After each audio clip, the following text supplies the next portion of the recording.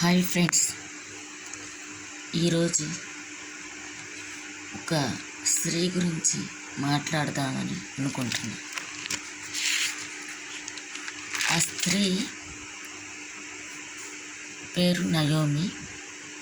Ruth గ్రంథంలో అత్త ఇద్దరు కోడల గురించి మాట్లాడబడి ఉంది.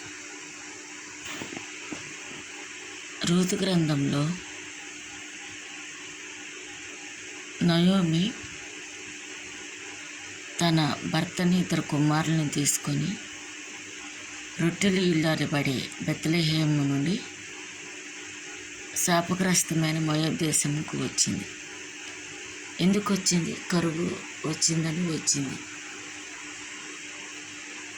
కరువు వచ్చినా, కష్టం వచ్చినా, నష్టం వచ్చినా, ఏడుపు వచ్చినా సర్వసృష్టికర్త అయిన దేవుణ్ణి మర్చిపోయి లోకం వైపు చూస్తూ, మనుషుల వైపు చూస్తూ, మనుషుల ఒక ఆలోచనలు వాళ్ళ ఒక సహాయం కోసం చూస్తాం. కానీ మనుషులైతే ఆ సహాయం నుంచి తప్పించరు, కానీ ఆ యొక్క బాధ నుంచి విడిపించరు, కానీ ఇంకా అనేకమైన మాటలు అంటారు. కానీ మనం దేవుని నమ్ముకుంటే అనేక విషయాల నుంచి ఆయనే తప్పిస్తాడు. ఈ రోజుల్లో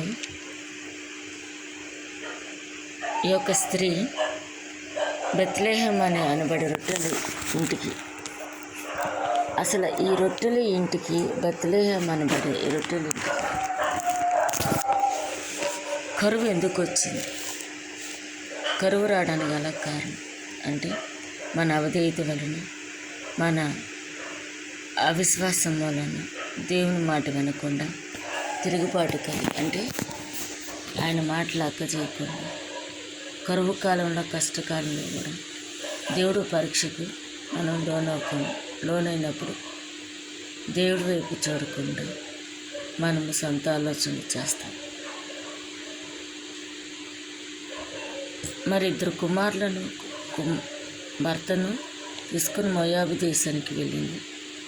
అక్కడికి వెళ్ళి ఏమన్నా తన జీవితాన్ని బాగు చేసుకుందా అంటే కుమారులను, ఇద్దరు కుమారులు పెళ్ళిళ్ళు అయ్యాక కుమారులను కోల్పోయింది, భర్తను కోల్పోయింది, సమస్తం కోల్పోయింది. అట్లా కాకుండా ఆ రొట్టెలు ఇల్లు పేరు కలిగిన బెత్లెహేము అనే ఊర్లో తను ఉండుంటే కరువు తీరిపోయి సమృద్ధి కలిగి తన భర్తని, తన పిల్లలను కోల్పోయేది కాదేమో. అదిగాక కోడలను ఎక్కడి నుంచి తీసుకుందంటే దేవునికి అన్య జనాంగాల నుంచి కోడల్ని తీసుకుంది. దేవుడు అన్నాడు కదా, అన్య జనాంగంలో సంబంధం కలుపుకోవద్దు, పొంతవద్దు, వాళ్ళతో చుట్టరికం వద్దు, కుమారులను చేసుకోవద్దు, కోడలను చేసుకోవద్దు అంటే ఈవిడ ఎన్ని తప్పులు చేసింది. కరువు కాలంలో బెత్లెహేము నుంచి దేవుని ఇంటి నుంచి శాపగ్రస్తమైన ఇంటికి వెళ్ళింది. ఒకటి వెళ్ళింది, అక్కడ ఏం చేసింది? కోడల్ని లోకస్తులను తీసుకొచ్చింది. రెండు కుమారులను, భర్తను కోల్పోయింది. దానివల్ల సమృద్ధి కలిగి వచ్చింది, సమృద్ధి కోల్పోయి వెళ్ళింది. మళ్ళీ బెత్లెహేముకి వెళ్ళింది.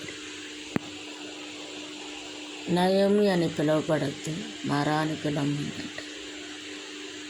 అంటే సమృద్ధి కలిగి వెళ్ళావు, ఏమి లేదుగా చేతిగా వచ్చామని అర్థం. మనం ఒకవేళ అలాంటి జీవితం కలిగి ఉన్నాము, అలాంటి పరిస్థితిలో ఉన్నాము, మన కష్ట సుఖాలు, కరువు కాలం, బిడ్డల మాట వినప్పుడు కానీ, మరి బిడ్డల చదువులు వెనకబడి ఉన్నా కానీ, పెళ్ళిళ్ళు అవ్వకపోయినా, పనులు దొరకపోయినా, డబ్బులు ఉండకపోయినా, మన కష్టకాలంలో మనం ఉన్నా కానీ దేవుని వైపు చూద్దాం. అంతేగాని లోకంలో కొట్టుకుపోవద్దు, లోక ఆశలను, లోకులను అనుసరించద్దు. దేవునికి మొరపెట్టుకుని, దేవుని సన్నిధిలో మొరపెట్టు. కొందరైతే ఆ జ్యోతిష్కులని, అక్కడ మంత్రగాలని, మరి ఎవరేది చెబితే అది, ఎవరేది ఇది చేస్తే అది నమ్ముతూ ఉంటారు. కానీ అట్లా మన లోకస్తులుగా ఉండకూడదు. ఈ నయోమి వల్ల చాలా నేర్చుకున్నా. కరువు కాలంలో కూడా తన ఇంటిని విడిచిపెట్టి లోకంలోకి అడుగుపెట్టి సమస్తాన్ని కోల్పోయి, లోకంలో నుంచి ఏది ఆశించద్దు అంటే కోడలను తెచ్చుకుని మనం ఎలాంటి జీవితం కలిగి ఉంటున్నాం, మనం ఏది ఆశిస్తున్నాం. నయోము లాంటి జీవితాన్ని కలిగి సమృద్ధిగా ఉండకుండా మారానుగా చేతిగా ఉన్నాం. అలాంటి జీవితం మనలో ఏమన్నా ఉంటే మనం తీసివేసుకొని ఏ కష్టకాలంలో ఏ నష్టకాలంలో ఏడుపులో దుఃఖులు కరువులో వ్యాధులో కానీ దేవుని విడిచిపెట్టుకుంటూ దేవుని వైపు చూసుకుంటూ ఇబ్బందుల్లో కూడా దేవుణ్ణి ఆనుకొని ఉంటే దేవుడు ఒకనొక టైంలో మనల్ని ఆశీర్వదించి దీవించి కాపాడి సమృద్ధాలుగా చేస్తాడు. కోల్పోయినవన్నీ మనకి తిరిగి పదంతులుగా ఇస్తాడు. Thank you friends. ఈ యొక్క వీడియో కానీ మీకు నచ్చితే లైక్ చేయండి, షేర్ చేయండి, సపోర్ట్ చేయండి. బెల్ ఐకాన్ కొట్టి ఆల్ అండ్ బటన్ ప్రెస్ చేయండి. ఈ వీడియోలో ఏమైనా పొరపాట్లు ఉన్నా ఏమైనా తప్పుగా ఇచ్చి దేవుని మహిమార్థంగా ఉండాలని అనేకులకి నాకు మీకు మంచి జరగాలని ఆశిస్తూ చేస్తున్నా. ఏమైనా ఆలోచనలు ఉన్నా ఏమైనా సలహాలు చెప్పాలని ఏదైనా మంచి అయినా చెడైనా కామెంట్ రూపంలో చెప్పి సరి చేసుకోవాల్సింది ఉంటే సరి చేసుకుంటా. నాకు 2 కుమార్తెలు, నేను మా గురించి ప్రార్థించేయండి.